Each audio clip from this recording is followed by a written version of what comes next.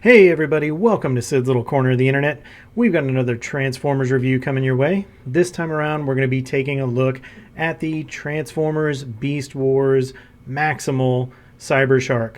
So this is the Walmart exclusive 2022 reissue of that original toy. Let's go ahead and bring that packaging in, and we will start right up here at the top. This is big packaging with Maximal Cybershark, and there you've got that artwork. It is Beast Wars. Then you've got that big blister area right there. And then you got the big old eye. Deluxe Maximal Cybershark. And down low, you've got your additional information. On the back, that's where all your information is at. So let me bring this down and try to get it in focus here. It's not the easiest thing to do. But you've got quite a bit of verbiage there. You've got a little brief bio up here. You've got the bio and tech specs, clip and save instructions, shows you all about his weapons, gives you that transformation instructions, and then you have the actual bio for Cybershark right here. And then down here you've got additional information, and you have your warnings, and the baby is sad because the baby doesn't like sharks. Then you've got that old school Kenner logo from that original packaging. And yeah, that's pretty much it. It's just a reissued blister pack. So yeah, let's go ahead and see what came inside that package. Behold, here's everything that came inside that package, and we'll start with your little sheet of warnings and go ahead and get those out of the way. And then we're going to proceed right up the middle here, and we're going to take a look at his two projectile weapons. So he comes with some really nice weapon storage. I was actually really impressed by that. And we'll take a look at these. They are identical, so we're just going to focus on one. And I want to show you this. This is really cool. You see that? That sculpt work in there? That's a shark with little gills and teeth and an eye.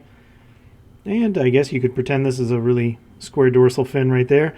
But how cool is that? That's just a cute little attention to detail that I was not expecting with this figure. So he does come with two of these, and he shoots them from the center of his chest, which we'll get to when we get to the accessories section, or the use of the accessories section. And the next thing we'll take a look at is his tail. So this is, of course, in his shark mode. This is his tail, and I love the paint and the coloring on this figure. I like this guy a lot more than I thought I would. So with this, you do have a secret weapon, quote unquote, I guess.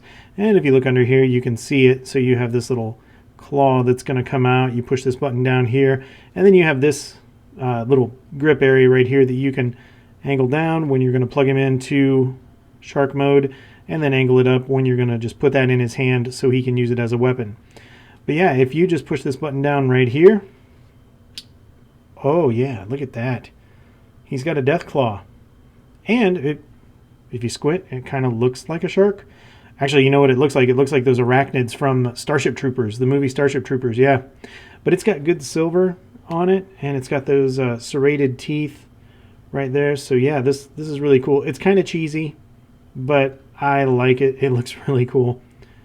And you've got just the right amount of overspray going on right here to kind of give it that blend as far as the paint goes. And then those what, turquoise and sea greens and everything else that they've got on this figure just looks fantastic. I really like it. All right, so that's his tail. Let's make our way to the front, and we'll take a look at his hammerhead head. So this can be shot as a projectile as well from the center-mounted cannon on his chest. And we'll see this in shark mode as well, but just wanted to bring that in and show you. He's got those beady red eyes on the hammerhead part. Again, that beautiful paint job, the really cool coloring. And then up on the underside, not a whole lot to see here. This is just the stem to launch the hammer out of his chest, which it doesn't do it with a lot of gusto, so you're going to have to use your imagination there, but it's still a cool little gimmick. I do like it. Yeah, so that is his head. All right, so that leaves us with just Cybershark himself, so let's go ahead and bring him in and take a look at his details. Here he is, the apex ocean predator we've all been waiting to see. This is the Maximal Cybershark. And by the way, doesn't Cybershark sound like a robot vacuum nowadays? Oh, honey, don't worry. Don't worry about vacuuming that. I'll send the Cybershark out to pick it up. Anyway, let's go ahead and bring him in for the details. And we'll start with that head. Oh my gosh, I love the head. I don't want to sound like I'm gushing over this guy, but he has absolutely exceeded my expectations in every way.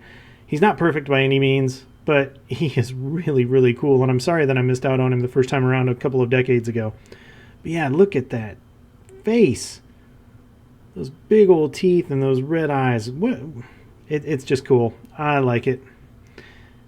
And even on the insides here, so this is kind of that ruddy red color that you might see on the insides of the gills of fish or the sharks.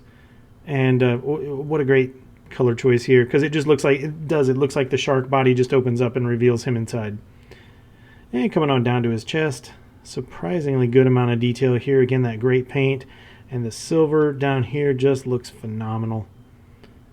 So it looks really, really good. And coming down to those legs, everything down here is just molded. There's not any paint down here, but I do like the colors of the plastic that they chose. I think they offset each other well, and a pretty decent amount of sculpt work you can see in those hips, or those thighs, excuse me.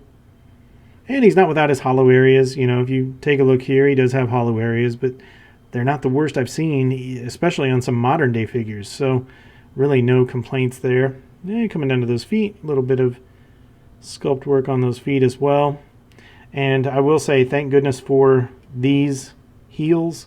They also double as for when he's in transformation, just tucking into those fists to keep him into place. But thank goodness for those, because of his absolute backpack. He has a tendency to be very top heavy. And if I do have a complaint, it is the fact that I would have liked to have had these be stronger right here. And we can talk about that in articulation. But they have a lock point, but I would have liked for them to have been stronger. So typically, you know, you're going to have to give him a little bit of a hunch to keep him upright, just because of everything he's got hanging off the back here. But coming up those legs, looking at the back, he's got some sculpt work there as well. Let's get that arm out of the way so you can see what's going on up under here. So there's not a whole lot going on as far as detail, but he's not hollow. So I do appreciate that. And then coming over here to the arms, same thing, real similar to the legs. You've got some hollow areas there, but they're not the worst I've ever seen. And you just got basic fists. And then down here on the forearms, a little bit of sculpt work. And then up here you have what looks to be kind of spikes or dorsal protrusions on those arms, kind of give them a tough look. And then up here on the shoulder as well, you've got a spike. All right, now coming around to the back, it's just a lot of shark body hanging off. So, you know, what are you going to do? He looks better from the front than he does the back, but even then, he's really not that bad, and I absolutely adore this color scheme, so I don't even mind seeing him from back here. So now we'll go ahead and take a look at his articulation, and he's actually pretty well articulated for a figure that's a few decades old, or a design that's a few decades old. So that head, as you can see, is on a ball joint, so you can get some side to side, you can get a little bit of up, you can get a little bit of down, you can take it all the way around if you want to. Then over here on the shoulders, just bearing in mind that these shark pieces are going to be in your way, you can lift that up about that much before you start running into everything. And I don't know, if you could get that out of your way, you could take it up even farther, because it's just on a ball joint. And same thing with going around, you can get about right there and about right there. So from an articulation standpoint, these definitely cause an issue. Would have been nice if they could have found a different way to adjust those, but it's not bad, not at all. And you do have bicep rotation, as I've been using, or upper arm rotation is where you're getting that at. And then you do get nice deep elbow bends, so definitely something to take advantage of there. Nothing at the waist, everything's just kind of fixed in place there. But then look at that, for articulation you get a full split. That is darn near a Sharky Van Dam right there. Ooh, Sharky Van Dam, that sounds like a good pseudonym. Anyway, yeah, so kicking forward, bearing in mind that you'll have to move his leg outward a little bit, you can get about that far and about that far back. And then you do get thigh rotation. Sorry for that noise in the background. That was my dog flapping her ears.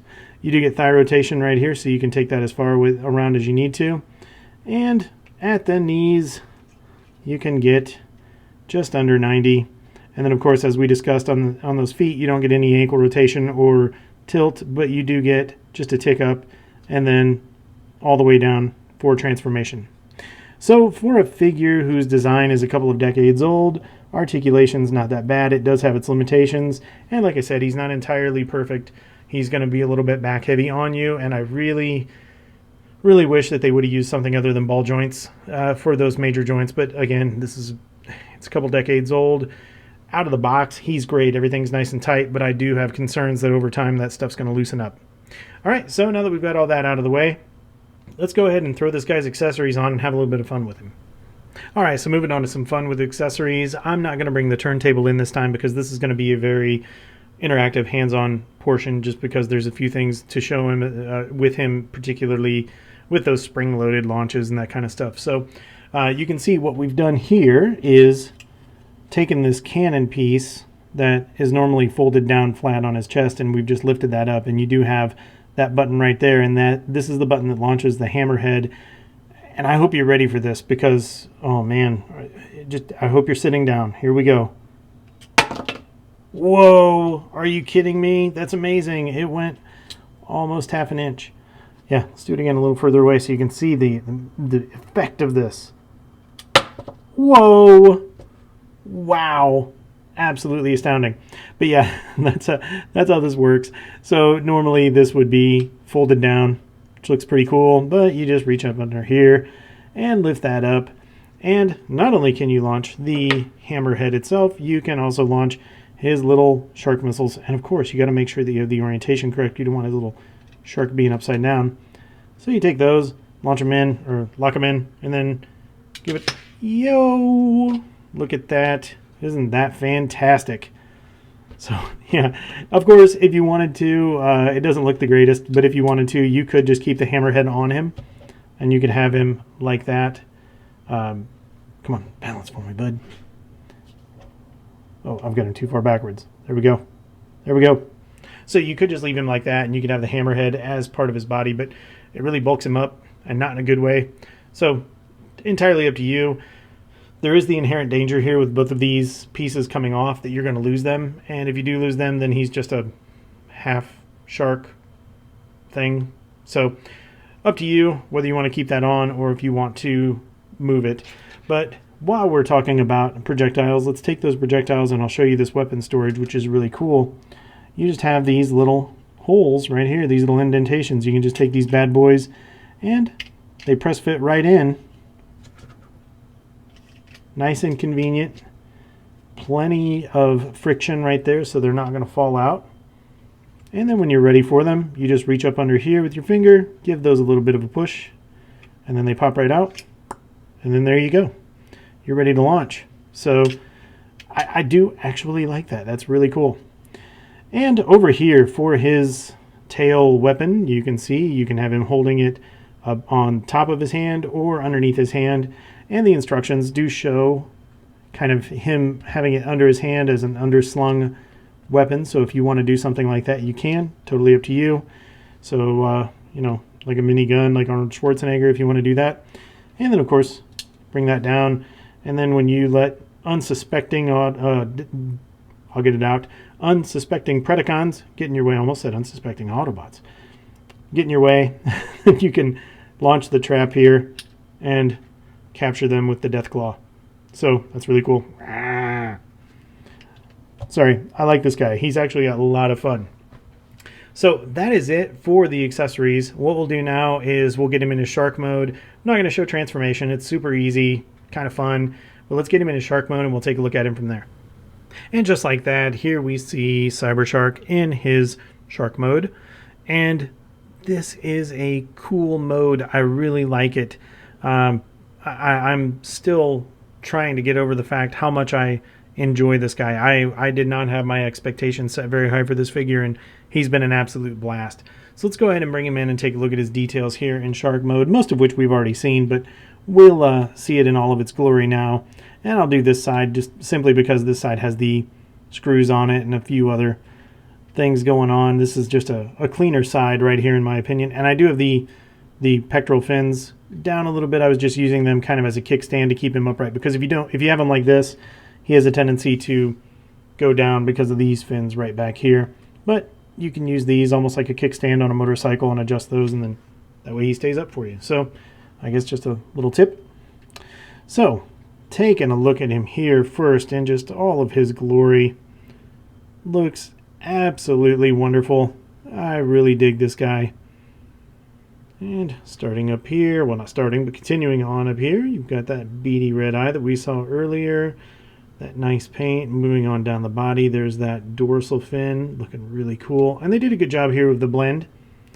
So it kind of looks like that spot is just a naturally occurring part of the dorsal fin, or it bleeds into that dorsal fin, if you will. Coming back to the tail, all that looks good. You even get this little part sticking out here, which I think is anatomically correct for sharks. So, you know, maybe there's a level of accuracy there.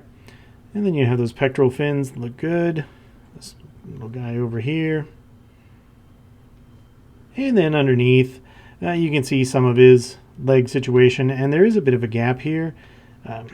I've transformed him more than a few times now. I don't know if it's just a natural gap and then I shouldn't worry so much about it, or if it is something that I've got going on. But it's not completely distracting. This is just my disorder, my compulsiveness of wanting this to be flush. So yeah, looks pretty good. And then under here you've got those nice silver teeth. Oh, that looks good. And then back here you've got that little hidden weapon. Yeah, so overall he looks really good. And even in this mode you can use his weapons if you want. So you just got to be careful and make sure that you've got the feet out of the way here, because if you have too much of a press fit going on right here, this won't release, it'll just stick. So hopefully we've got everything loose enough. You push the button. Oh yeah. And even like that looks pretty cool too. That makes him look a little more prehistoric. But yeah, so I just tuck that away, fire it up. Really cool. And then up here you can launch. Woo, look at it go. And even without the hammer head part, that's just a cool mechanical robot. Look at that. Ooh. Yeah. That's like, reminds me of Dr. Evil. Just some sharks with frickin' lasers on their heads. But yeah, I like it. That's really cool. And while that's off, you can raise this up if you want. Take a look around. You know, if you wanted to, I guess you could, you know, give him a... Oh, can't open him up yet until you take the tail off. Open him up here. Get this out of the way. And bring that down just enough to get the torpedoes out. The sharkpedos. Get those out of the way. Close that back up. Close this back up. Close these back up. And then I guess you could, you know, make sure the shark's oriented correctly. You could have something like that going on. Woo! Yeah, you could totally do that. You launch it straight up if you wanted. You're not going to get much, but you could. All right. Yeah, so there you go. I'm just having too much fun with this guy. There you go with all the accessories. So what we'll do now is we'll bring in some comparisons, and you can see how he looks compared to some other figures. For our first alt mode comparison, I figured I would go ahead and start with another G1 Beast Wars reissue. So this is the Optimus Primal Walmart exclusive G1 Beast Wars reissue that came out last year, 2021. Moving on to our next comparison, this is the Transformers War for Cybertron Kingdom Optimus Primal. For our next comparison, this is the Studio Series 86 Sharkticon, so kind of, sort of, a couple of sharks here. And for our final alt mode comparison, here we see the Maximal Cybershark reissue next to G1 Bombshell. Alright, let's get this dude back into bot mode and do some comparisons there. For our first robot mode comparison, here we see Cybershark next to the G1 Optimus Primal. Man, these two guys look really good together. This is a fun little duo right here. Speaking of Optimus Primals, here we see the Optimus Primal figure from the War for Cybertron Kingdom line. And I don't know about scale, but I think these two guys look pretty good together as well. For that Apex Ocean Predator comparison, here we have the Maximal Cybershark on the left, and on the right we have the Sharkticon from the Studio Series 86 line. And last, but certainly not least, for that G1 comparison, this is the G1 Insecticon Bombshell. All right, comparisons are over. It's time to get into those final thoughts. Not only is it time for those final thoughts, it is also time for a confession. I have to be completely forthright here and tell you that I missed the boat altogether on Beast Wars when they first came out a couple of decades ago. At that point, I was starting my adult life, my career, looking forward to getting, starting a family, that kind of stuff. So I had turned my attention away from Transformers in general about that time. So when I saw this figure on the shelf at Walmart, I was hesitant because I didn't know, number one, was I going to like this figure? And number two, was I really picking him up just so I could do a review on him? But I am happy to say that my opinion is changed at this point, and I'm so happy that I picked this figure up. He is an absolute blast, and I like him way more than I thought I would, and I'm having way more fun with this figure than I ever thought that I would as well. So as we jump into this and I do the bullets here, keep in mind that a lot of this is coming from a standpoint of having never seen the original figure, but also recognizing that this is a design that's a couple of decades old. So I'm trying to give a little bit of generosity there, a little bit of leeway based on all of that. So let's go ahead and get into it and start with the aesthetics, the overall look of this figure. I think he looks great.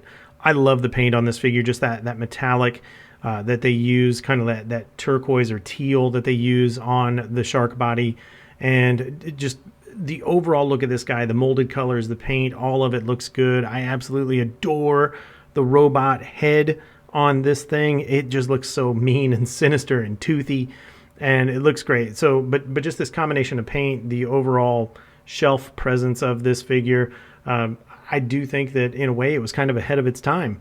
I think he, even from a look standpoint, competes against some of today's releases actually fairly easily. So overall aesthetic, the only thing that I could really say maybe as an improvement would maybe to be have some paint on those legs, particularly in the lower section on the tan parts, maybe just to have a little bit of an offset down there so he's not so monolithic. But overall, I'm giving this guy a 9 out of 10 on the aesthetic.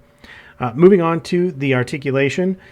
Again, recognizing that this is a design that's a couple of decades old, I think overall the articulation on this figure is really well done. However, he really, really would have benefited from some additional articulation in those feet. If we could have gotten an ankle tilt and the ability for the front of the feet to come up toward his shin, I think that would have given him a far better range of motion. As it stands right now, it's okay. Everything else works. But because of those feet, you kind of have to be careful how you're posing this guy, and it makes him a little difficult to get him into some dynamic poses or just some fun poses in general. This one, like he's, thrusting his shark head toward you as if he's getting ready to fire it. So just a little bit more articulation in that lower body would have been great. I think everything else is pretty good. The geometry back here does hinder your arm movements a little bit, but you can still get around that. So I think for its time, when it came out, I think the articulation was pretty good. I'm going to give this guy a 7 out of 10 when it comes to articulation. Moving on to the accessories. They're cool. They're fun. They're cheesy. They're nostalgic. They're everything that I remember from my childhood as toys should be. They're spring-loaded. They shoot things. He's got great weapon storage right up here in his back for his missiles. Missiles, by the way, that have little shark faces on them.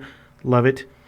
So I really dig this guy's accessories. The only thing that I could say that's a downside is, over time, if you lose a missile, you lose a gun, you still have the entirety of the figure intact. Well, with this guy, if you were to lose either one of these main accessories, you have less than a whole figure at this point now, especially in his alt mode. You're either going to have a shark without a head or a shark without a tail, or heaven help you, a shark without both of those. If you lose both of those pieces. So accessories, I'm going to give this guy a 9 out of 10. I think he's an absolute blast. Going down to overall quality, I don't have any issues with this figure at the moment. His paint looks good. Joints are tight. He came with everything he was supposed to. He does everything that he's supposed to. However, I can already tell that down the road, he has ball joints in all the wrong places. He's got them in those hips and he's got them in those shoulders, and that's going to be a problem down the road. The more you pose them, the looser he's going to get. So overall quality is pretty good, but I do have concerns about those ball joints. I'm going to give him an 8 out of 10. Which brings us to our last bullet, which is the overall value. I don't know how much this guy was when he first came out a couple of decades ago. All I can tell you is how much he is now and how much I think the value equates to what you get. I picked this guy up at Walmart. As I understand it, these Beast Wars reissues are Walmart exclusives in North America. And I paid $23 US picking him up off the shelf. That was one of the reasons that I was hesitant. I just didn't know whether or not this guy was going to be worth $23. Speaking frankly, for most Transformer Deluxe classes nowadays, I don't know if $23 is worth it for most of them. But I'm happy to report that I do think that there is a level of value here for this figure. Some of you may have interest in him from a nostalgia standpoint. Some of you may have interest in him like I do from a, hey, I've never had this figure kind of standpoint. But I think once you get this guy in hand, you're just going to have so much fun with him that $23 is going to be fairly easy to part with. So although it's not the highest score, I do think that he's worth picking up, and I'm going to give him a value of 7 out of 10. So that brings us to our grand total, which is, out of a possible 50 points, the Maximal Cybershark Beast Wars reissue gets 40 out of 50, which puts this guy right at 80%. I really sincerely do think that this is an easy recommendation. He is a lot more fun than I expected. He is just an absolute blast. He looks good. This guy may very well be my favorite Beast Wars reissue at least at the time of this recording. So I hope that you guys got some good information out of this. This is going to wrap up the review. I hope you had a little bit of fun with me. I know I had fun making this video. And if you haven't already done so, be sure to hit that like button. Be sure to subscribe to the channel and leave some comments and let me know what you think. So until we see you guys in the next one, take care.